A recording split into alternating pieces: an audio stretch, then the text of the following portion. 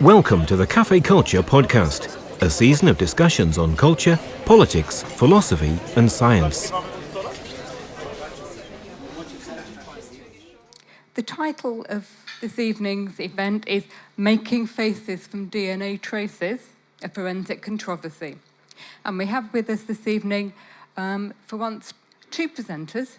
On the left here is Dr. Matthias Wienroth, who used to be local at Northumbria, at the moment at King's College London.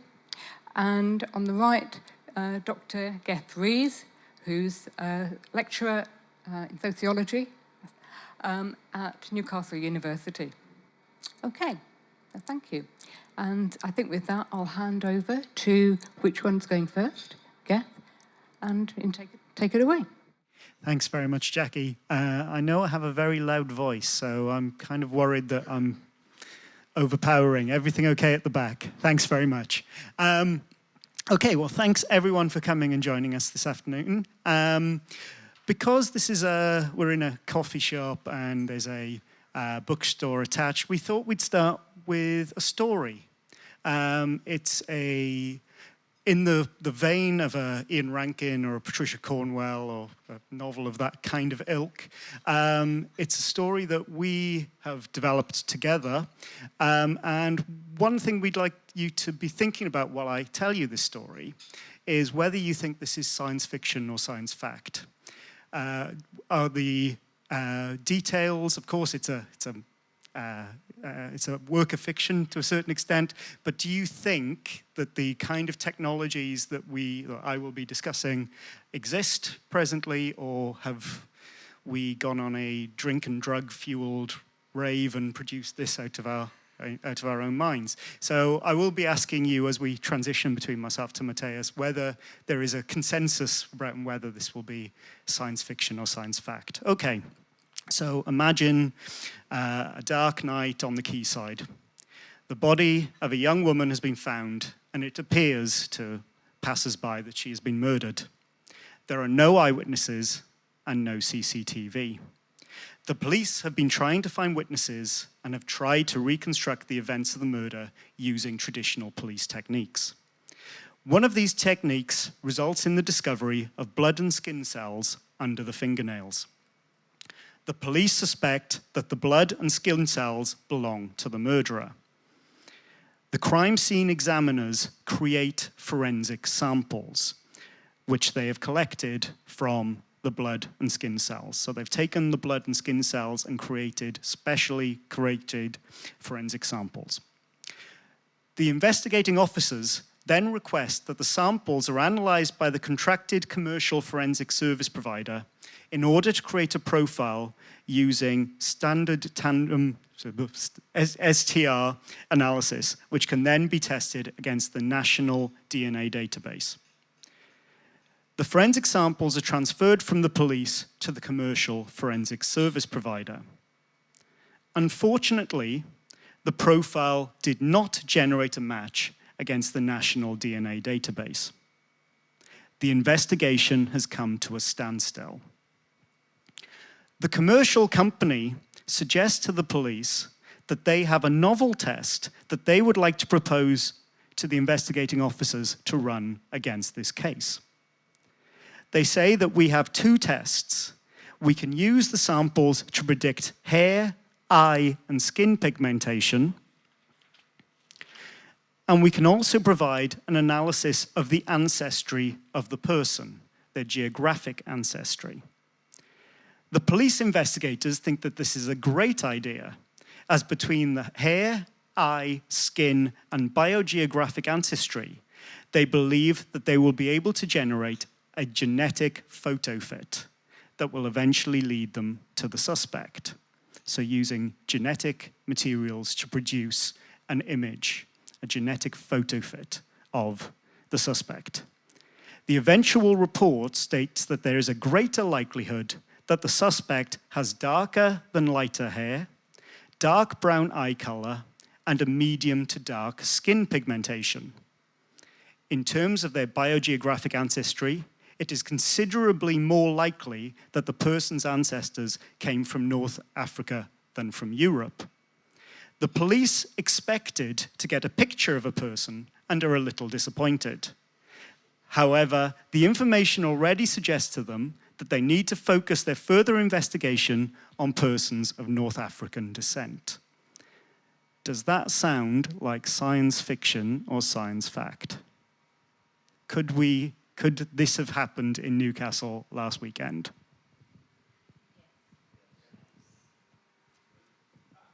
Shall we do hand sign? Who thinks this is science fact? Okay, so that seems to be the majority. Excellent.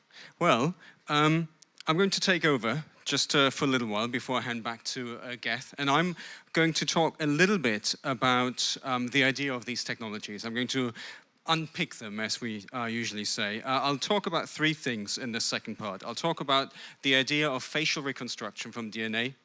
I'll talk about scientific controversy, because it's in the title, we have to talk about it.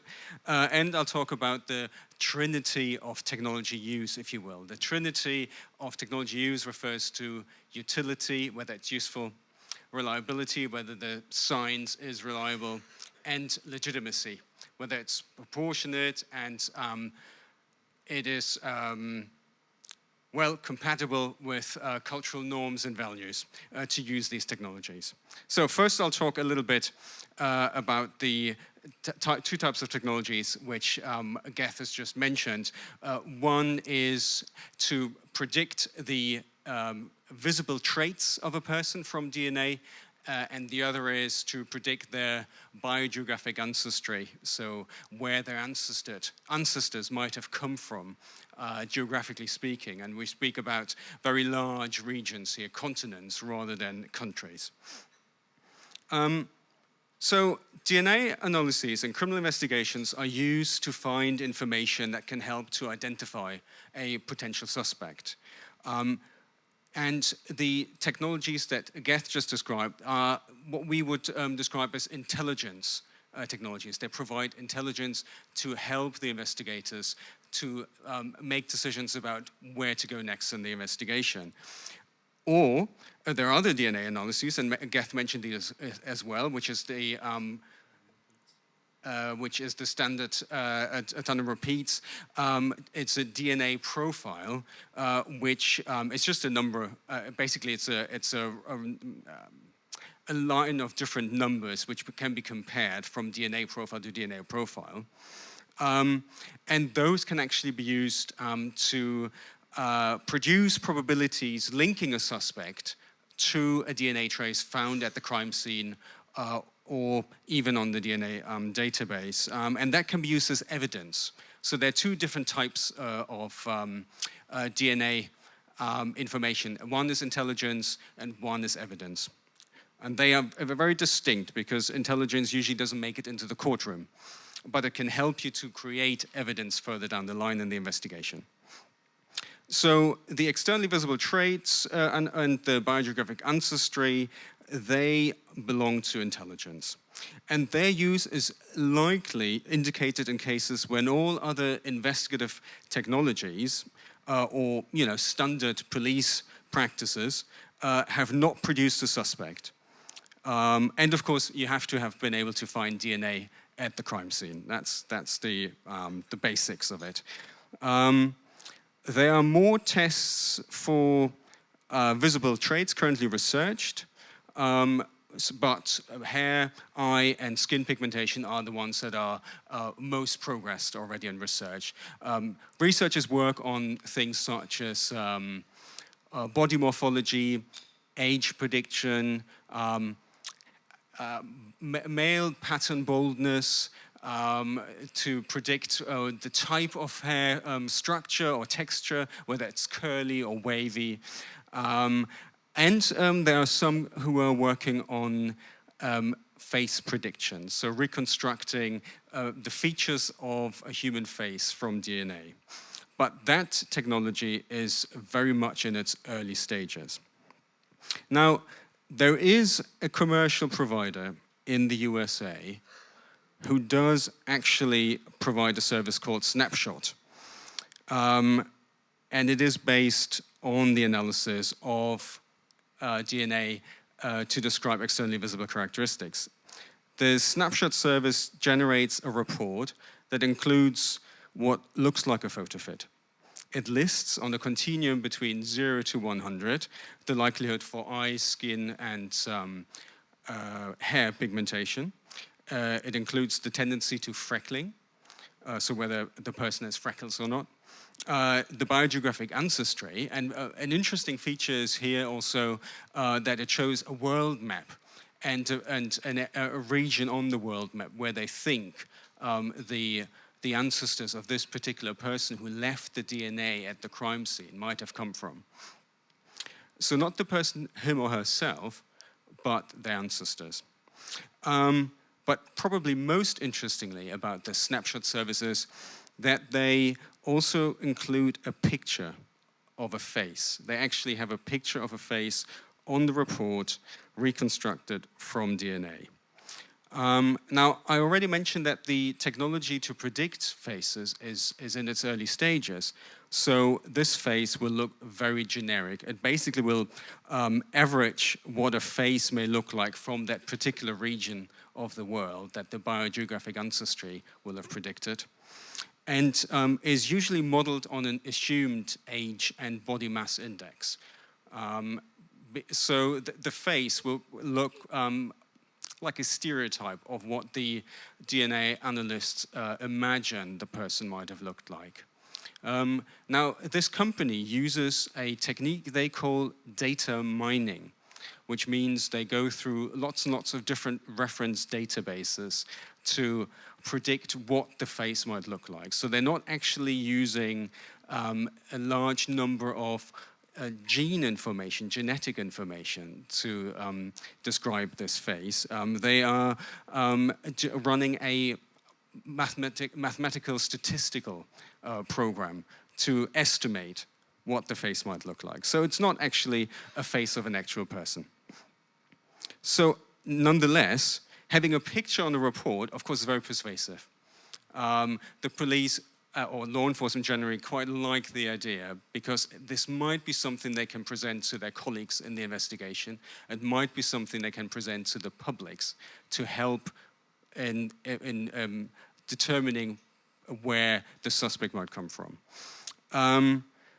But generally speaking, it is pretty uninformative to have this face because usually it includes a whole group of people, not just a person. So some have argued that it might also present, well, a threat to public order because it might typecast a whole minority group in a certain area, which all of a sudden becomes suspects in the crime investigation. So if the report shows a picture of a 25-year-old North African person, then and with an average BMI, body mass index, you don't have a picture of the suspect. You have a picture of a group of people that the suspect might belong to. And that group might be a very distinct group in your community in which this technology is used. Because this technology is particularly useful if it's applied on minorities rather than on a majority group. Usually when you use that technology, what you want to do is you want to follow up with a dragnet. And the dragnet is where you ask a particular group of people in a region if they can volunteer some DNA, and then the DNA is profiled and it's compared to the profile from the crime scene DNA. And of course, when you have a minority group, then that focus will be very much on that minority group. But if you find, for example, that the person you're looking for has pale skin and probably light brown eyes and perhaps blue eyes, well, in Northern and Central European countries, even in Britain, it might not really reduce the suspect pool. So would you run the dragnet? Well, it would probably be too expensive to run the dragnet if you have to ask thousands and thousands of people for their DNA profile. Nevertheless, there are several police forces in the USA who have used this service, and often when they are basically at their wits' end and the investigation is stalled. So far, we don't know how useful this has been in actually detecting suspects. questions of the usefulness of this technology remain, even in the application in the US. What we do know, however, is there is disagreement between different law enforcement agencies and between different prosecutors about the utility and scientific credibility of this facial feature of the DNA analysis service. And this leads me to the second part of my presentation, which is the controversy. This disagreement between different law enforcement and prosecutorial agencies is also reflected by a community of forensic geneticists who have been leading on identifying the genetic markers that contribute to the expression of genes into visible traits. Some of the work cited by the commercial provider of the snapshot service has been done by researchers who say that they are still very far away from reliably constructing facial features. So there already is a discrepancy between what the company asserts and what the scientists who produce the basis for these services say. And some of these scientists say they might, it may be possible that they'll never even get to the point that you can identify and you can retrace or reconstruct a face, because it's an extremely complex feature. That's not only a result of genetic expression, so of our genes, but also has a significant epigenetic component. And the epigenetic component basically describes the interplay of genes with environmental factors, such as nutrition, climate, trauma, things like that. Others have argued that it would be far too early to commercially offer a facial reconstruction service when the scientific basis is not fully developed. And basically they have challenged the scientific credibility. In the beginning I mentioned the trinity of using technologies: utility, credibility, and legitimacy. So around reconstructing a face from DNA, we already see there are limits to its utility and to the scientific credibility. And the notion of the scientific credibility is particularly important because forensic geneticists want to retain the high value, or what they call the gold standard of forensic science that forensic genetics currently holds. So if you have DNA evidence, it is more likely to be reliable than, say, if you have an ear print or a footprint, and you need to compare those. So there's considerable concern among forensic practitioners that introducing new genetic analyses into practice without first fully validating the scientific basis and the forensic application might damage the high regard that DNA analysis is currently held in the criminal justice system. Of course, that is dangerous also for investigations and their credibility. So one element of this debate is also that the US-American provider of the snapshot service has not disclosed the data mining and other software, so no one knows how this operates, how this works. As such, they cannot be independently tested for their reliability. So if you don't know how the technology works, you can't test it. It can't be validated. So of course, that's also a problem. Now I notice I've spoken quite a long time, so I'll come to the last bit and just wrap up. So I've mentioned utility, credibility, and reliability a few times. And arguably, these are key aspects of introducing and using any kind of technology in society. Especially so in an area that is so crucial to society as the criminal justice system, because here law and science come together to basically produce social order. And when questions of conviction, exoneration, and proportionality are addressed, we have to be certain that the underlying science is indeed credible and reliable in every investigation that they're used. On top of that, of course, criminal investigations are run on public money. And when public money is spent on services, people expect that the technologies and services are in fact useful in addressing questions here in an investigation and prosecution. So finally, essentially, the use of technology also needs to be legitimate. It needs to be proportional, needs to be compatible with social norms and with cultural values. And I've mentioned other types of forensic science before, like ear prints or footprints. And I just want to say that not all forensic science is the same. And not all forensic sciences have the same type of usefulness and the same type of scientific credibility. but genetics is currently considered to be the most reliable one at the moment. And DNA analyses, profiling, and databasing are all very useful in helping to find likely matches between DNA of a crime scene and of a perpetrator. Thanks, Matthias. I wanted to end this by discussing taking this more into the arena of public debate that always seems to filter around questions around forensic genetics at the moment. In fact, a few of us were at a workshop a couple of weeks ago, and the discussion became around questions of what you may have heard as the CSI effect and public understanding of genetics. And I think there's some real links here between what Matthias has just set out in relation to phenotyping and some of the debates that are ongoing around public debates ongoing around the CSI effect. So for those of you who may not be familiar with the CSI effect, it is quite literally talking about the books and television series and shows that a lot of people enjoy and watch, and certain channels are wholly devoted to them on television. And the original discussion of the CSI effect was that put out by a number of groups, including the American Academy for the Advancement of Science, who said that the public were becoming very much informed about forensic practices, but whether their knowledge was scientific knowledge or this in-between factional, I suppose we could call it, fiction and fact, sort of a little bit of everything, and that in actual criminal trials, because who gets in Anglo-American jurisdictions, who gets to make decisions, juries, the public, whoever they are, but that's a debate for another day, the public had an understanding that was maybe not that as the same as the forensic practitioners, and so were making decisions on and understanding forensic practices based upon their media-mediated understanding of scientific practice and not necessarily the scientific knowledge.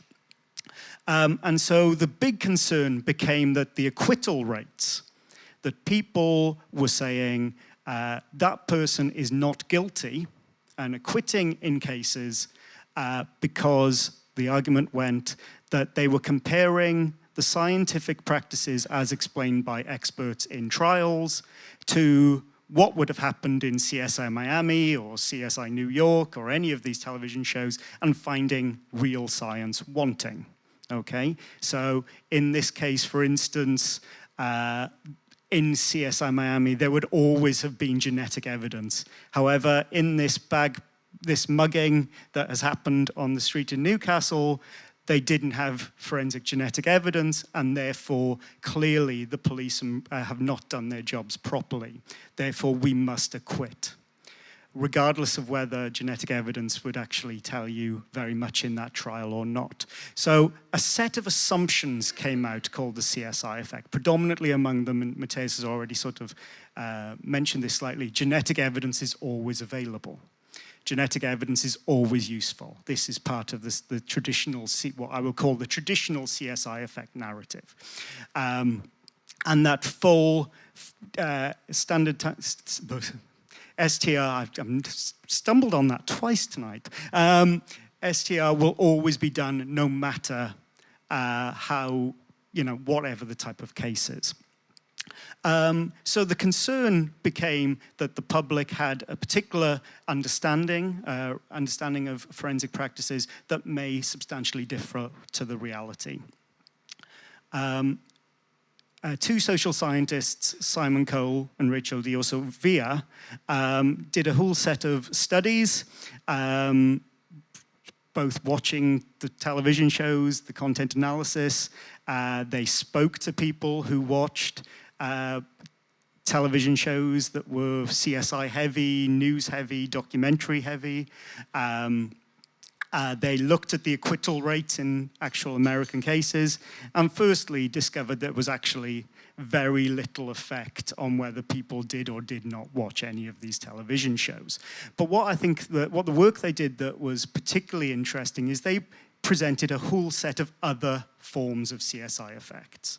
So the the idea, the one I just described where acquittals were increased, they called the strong prosecutors effect. The prosecutors were being affected by the CSI narratives. But against that, they positioned a whole set of other kind of effects. So for instance, educators. If any of you are involved with 17, 18-year-olds applying to UCAS now, look up the number of forensic science degrees that are available. Football management and forensic science is probably one of my favorites. But there has been a huge increase in forensic science programs, degree programs, because, hey, educators can make money off it because people want to do it. So in that vein, they look at the positionality of people and how forensic science and CSI, the television shows, affect them. So, for instance, you may say the convict effect. Well, what's a great way to learn about how not to leave crime stains at crime scenes? Watch some television shows to find what I should or should not do. Convicts effect. The one I want to touch upon, and I think the one that's most specific to this case, is what Colin Diosovia called the defendants effect. And the defendants effect is that actually, rather than seeing this sort of rejection of the expertise that is going on in trials, you may actually see an over-reliance, an over-belief, an over-trust in the expertise that we're seeing because, hey, that's a forensic scientist like on CSI. They know what they're talking about. So whatever the forensic expert says may become gospel, may become, regardless of any other evidence that's put towards trial, may have a significant persuasive power, particularly if eyewitness testimony or CCTV evidence or other forms of evidence are not as persuasive. So there could be a sort of complete opposite of the prosecutor's effect, the defendant's effect, where the the expert witnesses have greater credibility. Now, as I said earlier, Colin Diosovia, when they actually looked at acquittal rates in trials, found very little movement either way towards prosecution or conviction. So actually, even though they postulated these events, at the end of the day, conviction rates were more or less the same prior to CSI as they are now. So actually, all of this hubbub about the CSI effect may be a storm in a teacup. But I think there's something interesting happening here. And when we originally asked to put this presentation together, middle of last year, I don't think we realized how timely it was going to be, because Matthias has recently been speaking in Berlin, with German regulators around phenotyping and whether it should be accepted into criminal justice practice in Germany. And one of the key moments, one of the key tools that is being used to promote and push the phenotyping, the kind of technologies he was talking about just now, the facial skills, the eye color, etc., has been that this is completely trustworthy and reliable. Okay, not completely trustworthy. There are error rates, 95%. There's some confusion in statistics that I'm sure Matthias can explain to you far better than I can. But basically, this belief, and it's been propagated predominantly through media narratives, that this is a reliable technology that we should be moving forward with and developing. And so, from talking to Matthias about this, and again, please, ask questions to find out more about it in the question and answer time. But when Matthias has talked to me about what seems to be happening in Germany at the moment, there is this move that because of a cultural trust, a cultural acceptance, the gold standard of forensic genetics, the next technology builds on that. It comes in, it is safe, and we don't need to regulate because it's similar to forensic genetics because we know this is really good. And actually what we may need is far more responsibility, far more regulation, far more critical reflection on actually whether these technologies are as trustworthy and as credible as they say they are, and whether these tools of using prosecutors' effects, or sorry, the defendants' effects, this cultural aware understanding, appreciation, let's say, of forensic genetic practices, is actually being used as a tool to try and promote what may not be the most credible and useful, particularly if all we know about a particular person is their ancestry. Does that necessarily help us in a criminal investigation we're resolving today? Yeah, absolutely. I'll say a couple of things. So really what we want to come back to is the notion of responsibility, and that there is a responsibility in talking about the science, not just from the side of the forensic geneticists who develop these technologies, but also from those who promote the use of these technologies, such as political decision makers who are very much interested in introducing these technologies. In Germany, as Agatha, it's currently not permitted to use these types of technologies, whereas in other countries, it's either explicitly permitted or it's not regulated. There's a legal gray zone. So it can be used as long as you don't make a big fuss about it. However, in some countries, like in the UK and in the Netherlands, there's a very good regulatory framework that accompanies the use of these technologies. In fact, you'll find that the prediction of eye pigmentation and so on and so forth is done very rarely in the UK, and not at all in the Netherlands, as far as I know. They do use biogeographic ancestry every now and then, but that is very carefully accompanied and deliberated by groups that are not just made up of the prosecutor and the police. So I might want to open up the floor to the idea of what do we need to really explore about the responsibility of different types of stakeholders here? And also, we would be very much interested in hearing your impression of the CSI effect around new forensic technologies. And we don't just have to stick to DNA if you don't like. We can talk about other forensic sciences as well. Thanks.